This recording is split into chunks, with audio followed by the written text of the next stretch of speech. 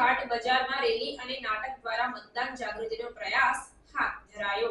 લોકસભા સામાન્ય ચૂંટણી 2024 અંતર્ગત આગામી તારીખ 7 મે 2024ના રોજ મતદાન થનાર છે।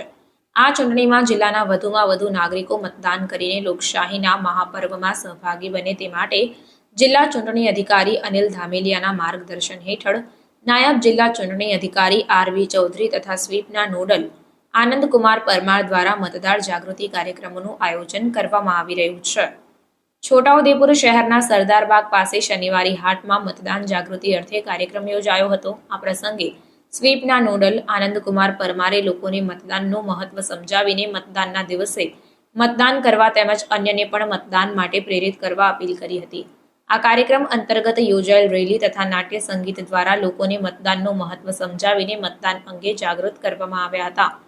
મતદાન જાગૃતિના નાટક દરમિયાન લોકોને કોઈ લોભ લાલચમાં આવ્યા વિના મુક્ત રીતે મતદાન કરવાનો સંદેશો પાઠવવામાં આવ્યો હતો। કાર્યક્રમના અંતે અચૂક મતદાન કરવાના શપથ લેવડાવવામાં આવ્યા હતા।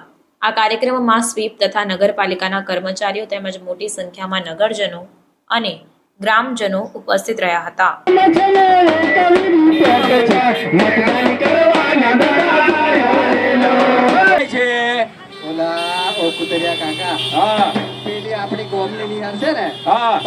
તમે કયા ગામના? આ જ ગામના।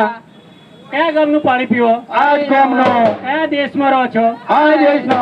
કયા દેશનું અનાજ પાણી ખાઓ છો? તો પછી મત તો આપવો પડે ને કે આપણો ભારત દેશ એ વિશાળ લોકશાહી ધરાવતો દેશ છે અને વિશાળ લોકશાહી ધરાવતા દેશમાં આપણે મતદાન કરવું અવશ્ય જોઈએ।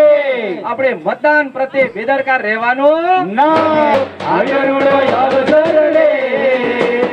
મતદાન કરવાનો, મતદાન કરવાને જાગૃત થવાને, મતદાન કરવાને જાગૃત થવાને, લોકશાહી હે લોકશાહી હે લોકશાહી મજબૂત કરવાને આગળનો અવસરે।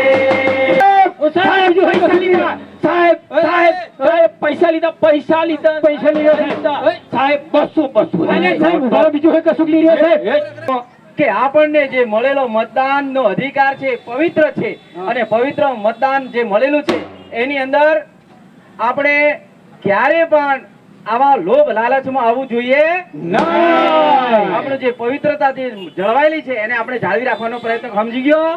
જે મળેલો મત અધિકાર જે છે એ પવિત્ર છે।